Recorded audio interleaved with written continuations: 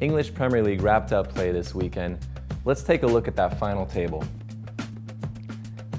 Now, of course, Chelsea's celebrating as the champions. However, not every team was popping champagne on that final Sunday. Bad time if you're a Hull City fan or a Hull City Tiger fan or whatever your owner tells you your club's name is these days. They have been relegated to the championship, will no longer be in the Premier League next season. They were pipped to that final spot of safety by Newcastle on the last day, finishing in 18th place. However, if you look at their stats, they weren't conceding goals left and right, which is a common problem with a lot of teams that find themselves relegated. They were right in the middle of the table in terms of goals allowed. That wasn't necessarily their problem. It was not a porous defense.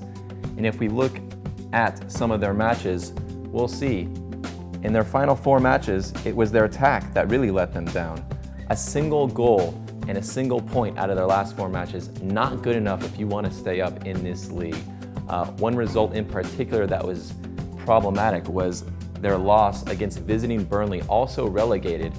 Looking at the tail of the tape, they dominated both in terms of possession and goal attempts, but nothing really came to fruition. They could not make it count.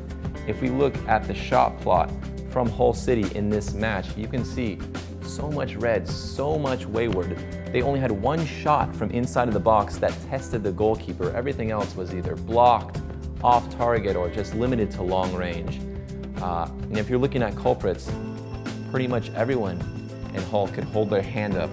Looking at the top scorers in the Premier League, you can see we have the top 50 scorers here. Only a single Hull City player in the top 50, and that's Nikita Jelavic, finishing joint 27th with only 8 goals. Not very impressive. But now in the championship, you can sure hope that Hull City might want to hold on to him, as he could be their best hope of getting back into the Premier League.